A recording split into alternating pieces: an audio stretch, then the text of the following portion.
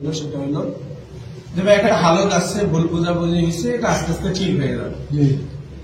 তো এই মনে করে শুরুর দিকে মনে করেন যে যেভাবে চলতেছিলাম সাথীদের সাথে ওইভাবেই চলতেছি, ঠিক আছে। এর ভিতর দিয়ে বিভিন্ন ধরনের কথা আসতেছে, পরামর্শ চলতেছে, কি করি কি না করি। বলে হুজুর সমস্যা নেই, আপনি মেহনতের সাথে আছে, মেহনতের সাথেই থাকেন, কিছুদিন গেলে আস্তে আস্তে সব ঠিক হয়ে যাবে, আপনি আপনার ওস্তাদের সাথে মিশতে পারবেন, মিলতে পারবেন। এরকম একটা জিনিস আমার সামনে উপস্থাপনা হয়েছিল। তা আমিও ওই আশায়, আমিও আরিফ ভাইকে সেদিন শেয়ার করলাম যে ভাই আমি ওই আশায় চিন্তিত যে আস্তে আস্তে সব মিটমাট হয়ে যাবে, আবার আমরা এক হয়ে যাব, মেহনত ঠিক থাকলো, আবার ওস্তাদের সাথেও সম্পর্ক ঠিক থাকলো।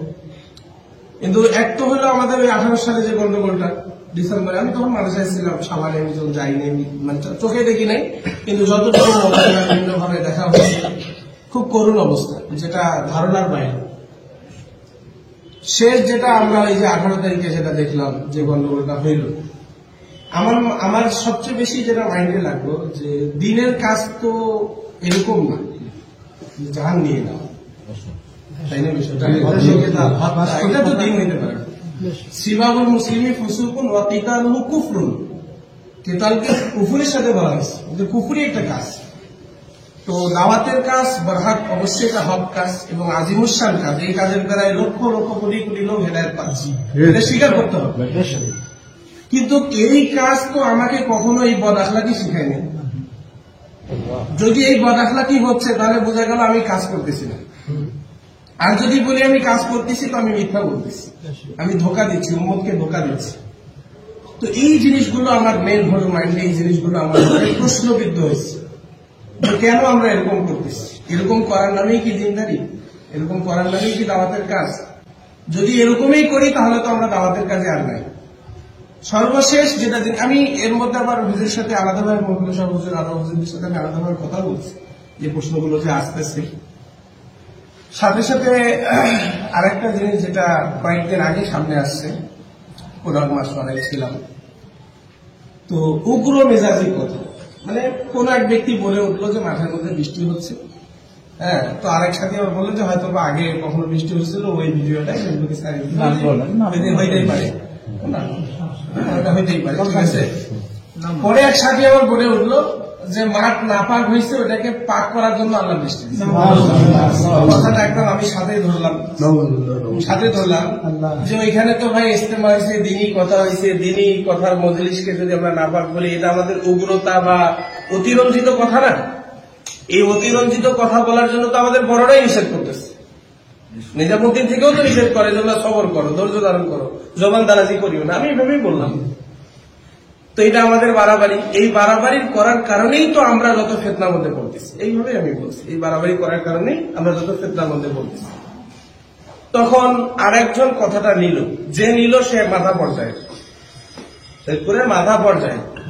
সে কথাটা নিয়ে বলতেছে যে না, এখন আর বাংলাদেশে এগুলা চলবে না, আদব আর বেয়াদবি চলবে না, ঠিক আছে। এখন প্রয়োজনে জবানও অতিরঞ্জিত করতে হবে, প্রয়োজনে মারামারিও করতে হবে, সবই করতে হবে। তাহলে দেখেন বিষয়টা, তাহলে বোঝা গেল যে আমি আবার তখন বললাম যে সাতসামও তো বলতেছে সবর করার জন্য, জবান না খোলার জন্য, তো সাতসামের কথা আমাদেরকে মানতে হবে না? বলছে না, সাতসাম আমাদের মডেল না, সাতসামকেও মানা যাবে না, সব বিষয়ে সাতসামকেও মানা যাবে না। তখন আমার ভিতরে বিভিন্ন প্রশ্ন শুরু হয়ে গেল যে আলিম ওলামাকেও মানবো না, সাতসামকেও মানবো না, তাহলে আমরা কাকে মানি? অবশ্যই খায়েসাতকে মানি, মন মানি। তো খায়েসাত পূজারী যে হবে সে তো অবশ্যই পথভ্রষ্ট হবে।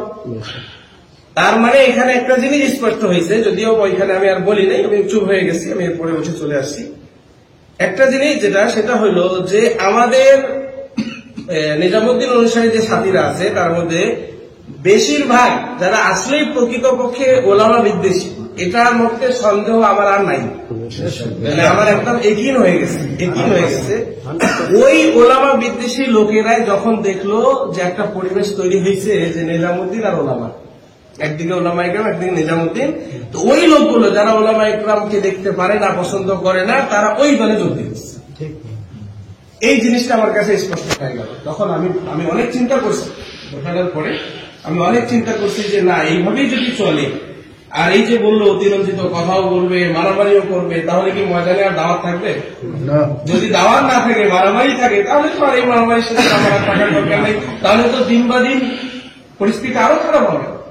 ওলামা ইকরামদের সাথে মিলামিশার যে একটা যে আশা ছিল, ওইটাও তো আর নাই।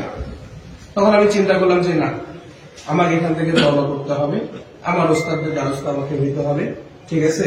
কারণ আমি যাদের সাথে মিলে কাজ করার জন্য আমার বড়দেরকে, ওস্তাদদেরকে ছেড়ে দিলাম, আজকে তো তাদের মধ্যে উগ্রতা দেখতেছি। তারাই তো আজকে মানে দাওয়াতের উসুলের উপরে আর নাই। তাহলে আর আমি কিভাবে? আমি তো দাওয়াতের কাজে সার্বিক তার সাথে গেছি, এটা সত্য কথা। আমি খুলুসিয়াতের সাথে ছিলাম ভাই, আমি কোন দুনিয়াবি স্বার্থের সাথে ছিলাম না। আমি নিজের অর্থ দিয়ে আমি সফরগুলো করছি, এটা সত্য কথা বলতেছি। নুসরত ওইভাবে না, ঠিক আছে? আমরা যেভাবে আমাদের আসলে তো ওলামা ইকরামকে নুসরত করনেওয়ালা সাথীরাই ওলামাদের সাথে আছে, এটা সত্য না? যারা আগে থেকেই ওলামাদেরকে নুসরত করছে, ওলামাদেরকে নিয়ে চলছে, এটা তো বড়দেরই হেদায়েত।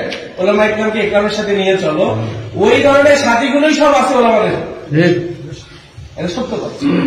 ওই সাইডে আমরা যারা এখনো যারা আছে, বা আমি যে ছিলাম, বহুত কুরবানির সাথে আমরা ছিলাম। কিন্তু এই যে পথস্খলন দিন বা দিন রাস্তা থেকে সরে যাচ্ছে, দাওয়াতেও মেজাজ থেকে স্বয়ং নিজামুদ্দিনকে এখন অস্বীকার করতেছে। এখন বলেন, যারা বলতেছে আমি নিজামুদ্দিনকে মানি, ওরাই আবার আমলে বাস্তবায়নে মানতেছে না, তাহলে বোঝা গেল এরা উম্মতকে ধোঁকা দিচ্ছে না? অবশ্যই এরা নিজামুদ্দিনের লেবুল লাগিয়ে উম্মতকে ধোঁকা দিচ্ছে। এখন এই ধোঁকাটা যারা বুঝবে, তারা তো অবশ্যই বুঝে নিবে যে না, এটা হলো ওলামা ইকরাম থেকে আমাদেরকে বিচ্ছিন্ন করার একটা ফাঁদ তৈরি হয়েছে।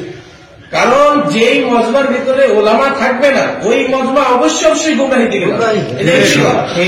কারণ তার কথাগুলোর মধ্যে, মাশওয়ারাগুলোর মধ্যে শয়তান নেক্সট শুরুতে অনেক জিনিস ঢুকাই দিবে, যেটা কেউ পাবে না। কারণ হাদিসের মধ্যে তো আছে যে কিয়ামতের আগে এমন পরিস্থিতি হবে, ইত্তাখাযু রুউসান জুহালান, জাহিলদেরকে সর্দার বানানো হবে, তারা ইলম ছাড়া কি দিবে? আসসালামু আলাইকুম ওয়া রাহমাতুল্লাহি ওয়া বারাকাতুহু। নিজামুদ্দিন মার্কাজ হলো পুরা বিশ্বের মার্কাজ। নিজামুদ্দিন আমির হযরত মাওলানা সাদ সাহেব, এটা তো পুরা বিশ্বের আমির।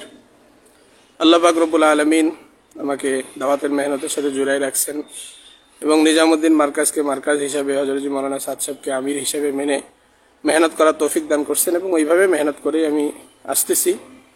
সাথীদের মধ্যে একটু আমার কম বেশি বা ভুল বুঝাবুঝি হওয়ার কারণে আমি সাথীদের থেকে চিন্তা করছিলাম একটু আলাদা হয়ে আমাদের আলমীশরা সাথীদের সাথে মেহনত করব। আসলে ভুল বুঝাবুঝি হয়েছে। আমি চিন্তা করে দেখলাম যে খুব তাড়াহুড়া হয়ে গেছে, তাড়াহুড়া করে কোনো সিদ্ধান্ত নেওয়া এটা তো ভালো না। এই জন্য খুব চিন্তা ফিকির করে দেখলাম যে না, সাথীদের সাথে মিলে মেহনত করতে হবে। যেহেতু মূল পুরা বিশ্বের মার্কাজ হলো নিজামুদ্দিন এবং পুরা বিশ্বের আমির হলো হযরত মাওলানা সাদ সাহেব, ওইভাবে মেনে চলতে হবে। এই জন্য আমি এটাই সিদ্ধান্ত নিছি। আর যে সাথীদের সাথে আমি মিলছিলাম বা মিশছিলাম, আলহামদুলিল্লাহ তারাও খুব ভালো মেহনত করতেছেন। তাদের মেহনতেরও আমি খুব প্রশংসা করি, তাদের জন্য আমি দোয়া করি, তারাও যেন আমার জন্য দোয়া করেন। তো আমি যে এর আগে যে একটা ভিডিও চাইছিলাম, অনেকে হয়তো বা ভিডিও দেখে অনেকে হয়তো বা কি না কি মনে করছেন, আমাকে মাফ করে দিয়েন, আমার জন্য দোয়া করিয়েন, আমিও সকলের জন্য দোয়া করি। আসসালামু আলাইকুম ওয়া রাহমাতুল্লাহ।